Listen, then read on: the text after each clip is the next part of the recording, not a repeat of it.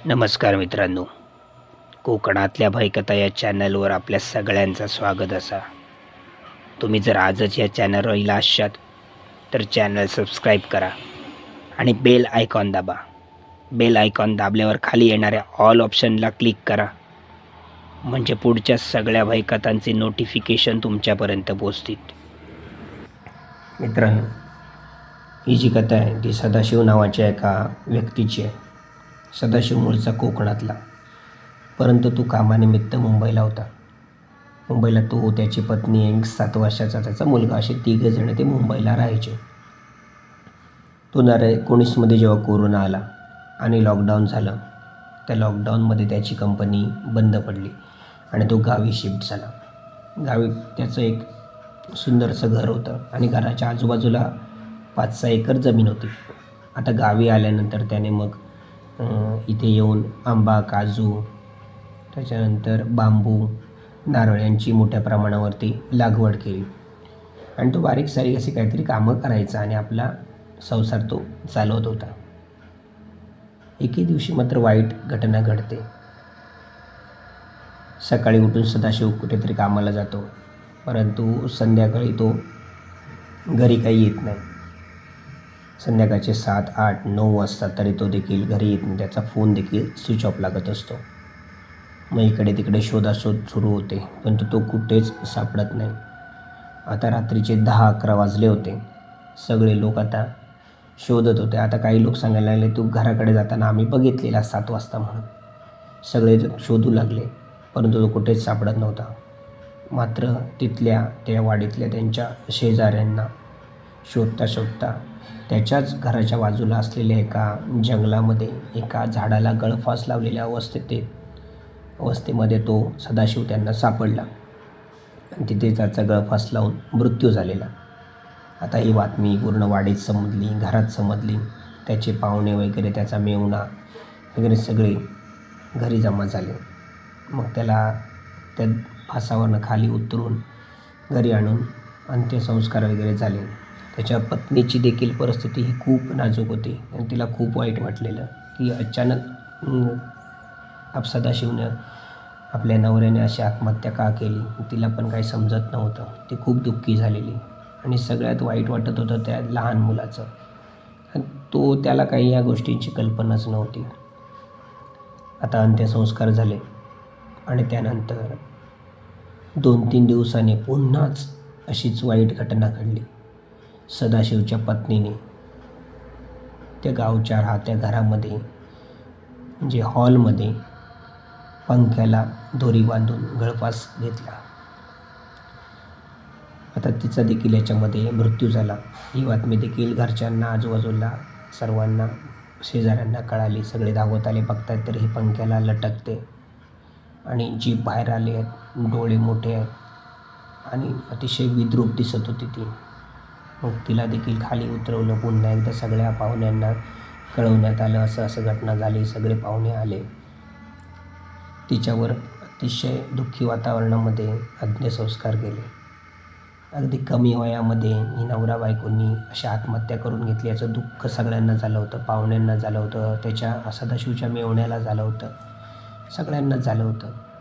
अतिशय वेदनादायक ती घटना होती. आता याच्यामध्ये त्या मुलाची काय चूक होती, त्याला विचारायला हे सगळं भोगावं लागत होतं आणि त्याला याची कल्पना देखील नव्हती, कारण त्याचं वय पण नव्हतं तेवढं. तो फक्त माझी आई कुठे आहे, माझे बाबा कुठे आहेत, माझ्या बाबा कुठे आहेत, माझी आई कुठे आहे, कुठे नेता तुम्ही त्याला, असंच तो विचारायचा. म्हणजे हा जो प्रसंग होता तो मन हेलावून टाकणारा होता. तिच्यावर देखील अंत्यसंस्कार झाले. आता विषय आला त्या लहान मुलाचा, कारण सदाशिवला ना बहीण होती ना भाऊ होता, त्यामुळे त्याचं सख्खं असं कोणीच नव्हतं. मग आता जबाबदारी आली ती त्या मुलाच्या मामावरती. पण त्याचा मुलाचा मामाही त्याला न्यायला तयार झाला, कारण त्या वाचून आता पर्यायच नव्हता. मग तो आपल्या घरी घेऊन जायला तयार झाला आणि म्हणाला, मी याचा सांभाळ करेन म्हणून. परंतु 12 दिवस झाले, कार्य वगैरे झालं. त्यानंतर मात्र सदाशिवच्या मेहुण्याने, म्हणजे त्या लहान मुलाच्या मामाने, त्या बाजूच्या शेजाऱ्याला सांगितलं की मी तुम्हाला एक विनंती करतो की या घरामध्ये आता कोणच जिवंत राहिलं नाही. आता आहे तो हा त्यांचा छोटा मुलगा, तो कधी मोठा होईल त्यानंतरच्या गोष्टी, त्याला भरपूर वेळ आहे. पण मी तुम्हाला एक विनंती करतो की या घरासमोरच्या वरांड्यामध्ये जो बल्ब आहे तो तुम्ही संध्याकाळचा कृपया पेटवत जा. मी तुम्हाला विनंती करतो की ह्या पूर्णच हे घर असं खतरनाक किंवा भीतीदायक होऊ नये, त्याच्यामध्ये थोडासा जिवंतपणा राहावा म्हणून तुम्ही प्लीज तो संध्याकाळी एक बल्ब पेटवा, 2-3 तासानंतर बंद करा. तर तो शेजारी तयार झाला. तो म्हणला ठीक आहे, शेवटी आमचं पण नातं होतं शेजाऱ्यांचं त्यांच्याशी, तर आम्ही तेवढं करू सदाशिवच्या मुलासाठी. मग तो शेजारी तयार झाला. मग एके दिवशी तो शेजारी ठरल्याप्रमाणे रात्री 8 वाजता तो बल्ब पेटवण्यासाठी सदाशिवच्या घराकडे गेला. आता त्या शेजाऱ्याचं घर आहे ना, ते त्याला लागूनच होतं आणि बाकीची जी वाडीतली घरं होती ती 200-300 मीटर पुढे होती आणि ह्या दोघांची म्हणजे सदाशिवचं आणि त्या बाजूच्या शेजाऱ्याचं हे घर लागून होतं. तर त्याने बल्ब तो जाऊन पेटवला शेजाऱ्याने आणि तो घरी आला. घरी आल्यानंतर तो बल्ब मात्र बंद चालू असा व्हायला लागला. पण आता ह्याने वाकून बघितलं तर तो वरांड्यातला बल्ब बंद चालू होतो. ह्याला काय समजेना. तो पुन्हा त्या ठिकाणी तो बल्ब चेक करण्यासाठी म्हणून गेला. तो जसा त्याच्या अंगणातून वरांड्यामध्ये गेला सदाशिवच्या घराच्या, तसा तो बल्ब पुन्हा व्यवस्थित पेटायला लागला. तो आता 2-3 मिनटं त्या ठिकाणी शेजारी थांबला. तोपर्यंत बल्ब व्यवस्थित पेटत होता. तो पुन्हा जेव्हा घराकडे आपल्या आला तर पुन्हा त्या बल्बची तशीच अवस्था बंद चालू व्हायला लागला. ही आता घटना त्या शेजाऱ्याने आपल्या मुलाला, आपल्या बायकोला सांगितली. मग त्याच्या मुलाने एक बाजारातून नवीन बल्ब खरेदी केला आणि आणला आणि त्या ठिकाणी लावल्यानंतर तो पुन्हा तीच घटना. जोपर्यंत तो चालू करून त्या वरांड्यामध्ये असायचा तोपर्यंत तो व्यवस्थित पेटायचा. घरी आल्यानंतर बंद चालू व्हायचा. आता यांना वाटू लागलं होतं की काहीतरी नक्की गडबड आहे. तिथे आपण राहतो तेव्हा तो व्यवस्थित पेटतोय बल्ब आणि घरी आल्यानंतर बंद चालू होतो. मग काही दिवसांनी त्यांनी काय केलं, तो वरांड्यामध्ये बल्ब पेटवायचाच बंद केला. आणि त्यांना पण आता काही गोष्टींची कल्पना येऊ लागली होती. तर असे काही दिवस निघून गेले. 1-1.5 महिन्याच्या आसपास झाला असेल आणि अमावास्या आली. अमावास्येच्या रात्री मात्र त्या शेजाऱ्याला 12-12:30च्या दरम्यान त्या घरातून असा वावरण्याचा आवाज येऊ लागला. म्हणजे भांडी कोणतरी घासतंय किंवा झाडू मारतंय असा त्या घरातून आवाज येऊ लागला. तर ती घरातली जागी झाली सगळी. मग बघितलं घड्याळामध्ये तर 12:30 वाजले. म्हणजे 12:30 वाजता त्यांना वाटलं की त्यांचा मामा वगैरे त्या मुलाचा त्या घरामध्ये आला असेल कदाचित. उशिरा आले असतील, कुठेतरी गेले असतील, तर जाता जाऊया असं म्हणून आले असतील. म्हणून ते शेजारी, त्याची बायको, त्याचा मुलगा सदाशिवच्या घराच्या अंगणामध्ये आले. तर लाईट बंद, घराला तसंच घातलेलं कुलूप, खिडक्या बंद आणि तो आवाज यायचा आतमधला माणसांचा पूर्णतः बंद झाला. यांना आता कळेना, हे आत्ता कोणतरी माणूस तिथे काहीतरी काम करतंय, भांडी घासतंय, कचरा मारतंय असा किंवा बोलतंय आपापसामध्ये हळू आवाजामध्ये, तसा आवाज येत होता. आणि आत्ता आम्ही बाहेर येऊन बघतो तर कोण नाही. आता थोडीफार यांना पण भीती वाटायला लागली की नक्कीच काहीतरी गडबड आहे या घरामध्ये. या घरामध्ये त्या सदाशिवच्या बायकोचा तृप्त आत्मा फिरतो किंवा आहे असं त्यांना वाटायला लागलं. आणि ती लगेच आपल्या घरामध्ये आली आणि सगळ्या दरवाजा खिडक्या बंद केल्या. परंतु रात्रभर मात्र त्यांना तोच आवाज येत होता. कोणतरी भांडी घासतंय बेसिनवरती किंवा कोणतरी झाडू मारतंय त्या घरामध्ये, कोणतरी बोलतोय असं त्यांना ते रातभर जाणवत होतं त्या अमावास्येच्या रात्री. आणि ही गोष्ट मात्र त्या शेजाऱ्याने आजूबाजूच्या शेजाऱ्यांना दुसऱ्या दिवशी सांगितली की रात्री अशी घटना अमावास्या होती. आम्हाला 12-12:30च्या दरम्यान असा आवाज यायला लागला. बाकीच्या लोकांनी त्याला मूर्खात काढलं की असं काही नसतं, तुम्हाला भास होत असणार, ती मेली ती गेली, आता तिचा आत्मा कशाला येणार, असं त्यांनी त्याला मूर्खात काढलं. मग त्या शेजाऱ्याने पण पुन्हा त्या घराकडे कधी बल्ब पेटवायला देखील गेला नाही आणि जास्त लक्ष पण त्या घराकडे दिलं नाही. ते आता हळूहळू ओसाड असं घर दिसू लागलं होतं. अंगणामध्ये पडलेला तो पाला पाचोळा, ती जळमट, म्हणजे एक तिचं खतरनाकच ते वातावरण ॲटोमॅटिक तयार झालं होतं.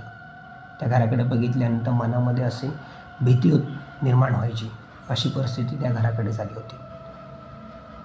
एके दिवशी काय होतं, 5-6 महिने याच्यामध्ये निघून जातात आणि एके दिवशी रात्री 10च्या दरम्यान वाडीतली टार्गट पोरं जी पत्ते वगैरे खेळायची, ती पोरं त्याच्या सदाशिवच्या त्या घराच्या वरांड्यामध्ये खेळायला येतात. पत्ते वगैरे घेऊन ते झाडलोट करतात, सगळ्यांना तो वरांडा स्वच्छ करतात. कारण 5-6 महिने तिथे कोण गेलं नसल्यामुळे बऱ्यापैकी कचरा झालेला, ती जळमटं कोळ्यांची घरं वगैरे लटकत होती, ती त्यांनी साफ केली आणि तिथे असलेला तो बल्ब पेटवला. तो बल्ब आता व्यवस्थित पेटत होता मात्र, आणि त्यांनी ती साफसफाई करून ते तिथे खेळायला लागले. असे 1-2 दिवस निघून गेले आणि एके दिवशी मात्र न राहल्यामुळे त्या शेजाऱ्यांनी त्या मुलांना सांगितलं की बाबांनो, तुम्ही इथे खेळायला येत आहे, पण मागच्या अमावास्येला अशी एक घटना घडली की आतमध्ये कोणतरी वावरते किंवा कोणतरी काही कामं करते असं आम्हाला भास होत होता आणि बोलण्याचा आवाज येत होता. तर इथे तुम्ही खेळू नका, तुम्ही कुठेतरी दुसरीकडे खेळा. पण ती पोरं काय ऐकली नाही. त्यांनी यालाच उलट मूर्खात काढलं की काय नाही, असं आत्मा वगैरे असे काय नसतात, भूतं वगैरे काय नसतात, ते सगळे भ्रामक कल्पना आहे. मग याने काय सांगायचं सोडून दिलं, तुमचे कर्माचे तुम्ही, असं म्हणून तो घरी आला. मग त्याच्या मुलाने पण सांगितलं की तुम्ही परत त्यांना सांगायला जाऊ नका, ते काय करायचं ते करू देत म्हणून. आणि असं त्यांचं चाललेलं आणि पुन्हा एकदा अमावास्या आली. जशी अमावास्या आली तसे मात्र तो शेजारी, त्याचा मुलगा, त्याची बायको मात्र घाबरायला लागले की आज काहीतरी 100% होणार. ही रात्री जेवली वगैरे आणि लवकरच त्यांनी लाईटी वगैरे काढल्या आणि घरामध्ये आहेत. झोप काय मात्र त्यांना येईना. तितक्यात ती 10-10:30 मुलं त्या ठिकाणी पत्ते खेळायला, पत्ते वगैरे घेऊन 4-5 जणं आली आणि त्या ठिकाणी खेळायला बसली. तो बल्ब लावला, तर त्या बल्बचा उजेड मात्र आजूबाजूला दिसत होता. हा शेजारी, यांना काय झोप येत नव्हती. ते आता मुलगे तिथे खेळत आहेत, त्यांच्या गप्पा गोष्टी चालल्या आहे, हसणं खेळणं चाललं आहे, हे सगळं ऐकायला येतं कारण घराला घर लागूनच होतं ना. तर त्यांचं ते सगळं हसणं खेळणं सगळं चाललेलं. जसे 12-12:30 वाजले, ती मुलं खेळत होती, कधी त्यांना 12-12:30 वाजले, 10चे त्यांना कळलं पण नाही. जसे 12-12:30 वाजले तसा तो आवाज पुन्हा त्या घरातून येऊ लागला, भांडी घासण्याचा, झाडू मारल्याचा आणि बोलल्याचा. आता ह्या शेजाऱ्यांना तो आवाज येऊ लागला की 12-12:30 नंतर हा प्रकार सुरू झाला म्हणून. आता मुलांनासुद्धा ना तो आवाज आता येऊ लागला होता, पण ती मुलं त्याच्याकडे दुर्लक्ष करत होती. हळूहळू मात्र तो आवाज वाढू लागला. कोणतरी भांडी घासतंय, आतमध्ये कोणतरी कचरा काढतंय किरसुनी घेऊन. आता या मुलांना काय वाटलं की तो बाजूचा शेजारी आहे ना, तोच काहीतरी नाटकं करत असणार आम्हाला घाबरवण्यासाठी, कारण आम्ही इथे खेळायला येतो हे त्याला बघवत नाही आणि तो आम्हाला घाबरवण्यासाठी म्हणून हे नाटकं करतोय. ते म्हणायला लागले दुर्लक्ष करा त्या गोष्टीकडे, आपण खेळूया. आणि हे पुन्हा खेळायला लागले. खेळता खेळता तो पुन्हा वरांड्यात लावलेला बल्ब मात्र बंद चालू व्हायला सुरुवात झाली. आता हे सगळे घाबरले. बंद चालू लाईट होते. त्यांनी तो बल्ब बंद केला, पुन्हा तो काढला आणि व्यवस्थित घासून वगैरे पुन्हा लावला. तसा तो बल्ब पुन्हा पेटायला लागला आणि ह्यांचं खेळणं परत चालू झालं. आता त्यातले 1-2 जण म्हणतात चला आपण इथे नका थांबूया, आता 12:30 वाजत आले, चला जाऊया. पण ते 2-3 जे होते ना, ते टार्गट, ते म्हणाले नाही, अजून आपण 1 तासभर खेळूया, नंतर जाऊया. 15-20 मिनिटांनी मात्र अशी घटना घडली. त्या घरातून आतून जे बंद होतं, बाहेरून कुलूप लावलेलं, वरांडा फक्त मोकळा होता. आतमधून त्या सदाशिवच्या बायकोच्या रडण्याचा आवाज येऊ लागला.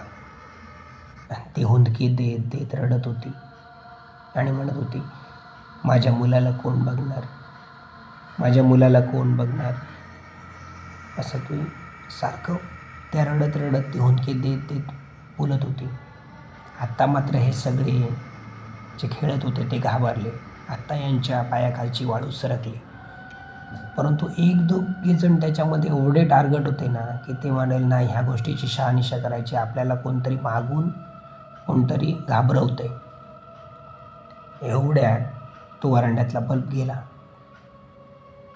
पूर्ण सगळीकडे अंधार झाला आणि तो बल्ब काही पुन्हा पेटेना. त्याने बघितलं चालू करून, पण तो पेटेना.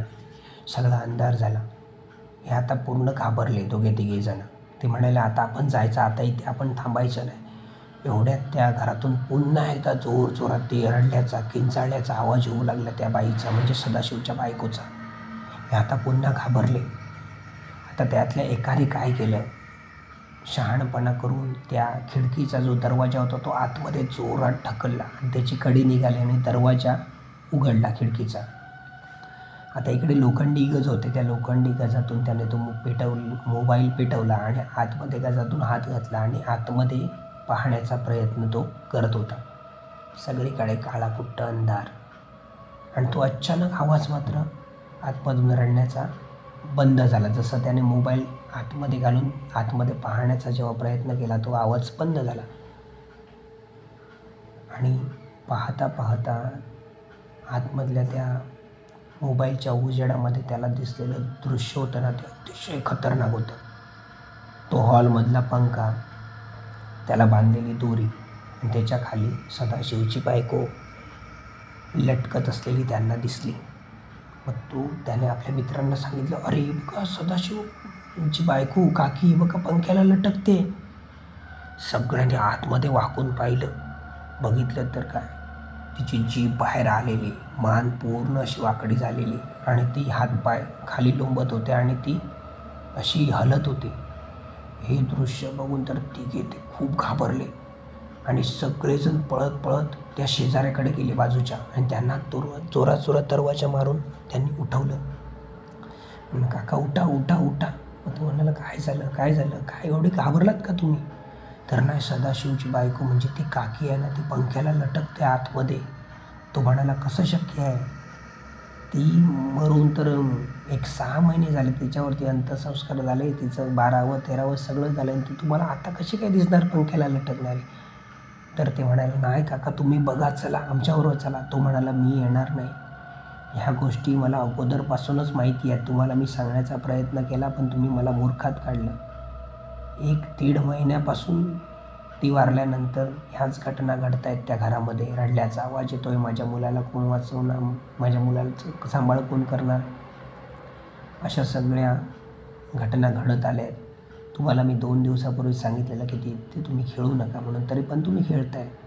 तर म्हणाला नाही आम्ही आता पुन्हा या ठिकाणी येणार नाही. पण काका ती काकी आहे ना, ती पंख्याला लटकते, तिची जीभ बाहेर आली आहे.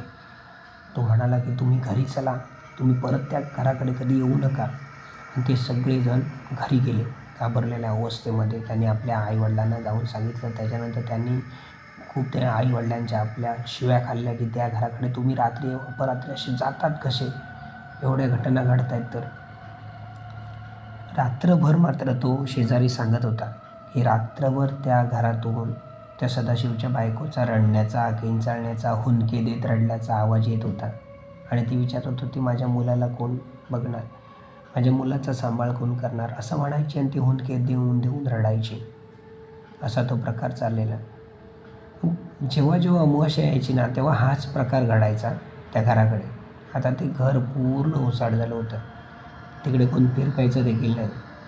ती जळमटं, कोळ्यांची घरं, तो पडलेला पालापाचोळा, म्हणजे अतिशय ना भयानक असं ते घर आता होऊ लागलं होतं आणि वाटू लागलं होतं. म्हणजे बऱ्याच लोकांनी त्या घराकडे जाणं येणं देखील बंद केलं. त्यांच्या अंगणातून देखील कोण पुढे जात नव्हते. एवढं खतरनाक त्या ठिकाणी गेल्यानंतर वाटत होतं. तर मग त्या शेजाऱ्यांनी, त्या आजूबाजूच्या शेजाऱ्यांनी एके दिवशी त्याच्या सदाशिवच्या मेव्हण्याला, म्हणजे त्या लहान मुलाच्या मामाला बोलवून घेतलं आणि हा प्रकार सांगितला की अशा घटना होत आहेत. आमच्या मुलांच्या बाबतीत झालं, हे जे शेजारी आहे त्यांच्या बाबतीत झालं. मग त्यांनी तो बल्ब लावायला सांगितलेला, तो बल्ब लावल्यानंतर काय प्रकार व्हायचे ते देखील त्यांना सांगितलं. मग त्याच्या मेव्हण्याने नंतर मग एक ग्रहशांती वगैरे, कुठची नवग्रहांची शांती वगैरे, त्या घरामध्ये ब्राह्मण पूजन वगैरे, पूजापाठ करून घेतली. आणि त्यानंतर मात्र पुढच्या अमावास्येपासून हा त्रास थोडा कमी झाला. त्यानंतर मात्र अशा भयानक घटना त्यानंतर घडल्या नाही किंवा असं जाणवलं नाही की याच्यामध्ये अतृप्त आत्मा त्यांचा वास करतो आहे किंवा काय. पण त्याच्या अगोदर मात्र नक्कीच, कारण ते दोघेही एकदा कमी वयामध्ये त्यांनी गळफास लावून आत्महत्या केली. त्यामुळे त्यांचे अतृप्त आत्मे त्या ठिकाणी त्या घरामध्ये वावरत असायचे. कारण त्यांच्या इच्छा आकांक्षा या सगळ्या अपूर्ण राहिलेल्या. त्यामुळे ना त्यांचा अतृप्त आत्मे हे त्या घरामध्ये वास करायचे. असं एक त्याच्यापासून निष्कर्ष काढला गेला. तर मित्रांनो, ही गोष्ट मी तुमच्यासमोर सादर केली. ती तुम्हाला कशी वाटली त्याबद्दल कमेंट करा, लाईक करा. चॅनलला जर तुम्ही सबस्क्राईब केलं नसेल तर ते आजच करा. म्हणजे पुढील एखाद्या सबस्क्रायबरचा अनुभव आपल्याला या चॅनलवरती पाहायला मिळेल. आजपर्यंत मी तुमची या ठिकाणी रजा घेतो. धन्यवाद.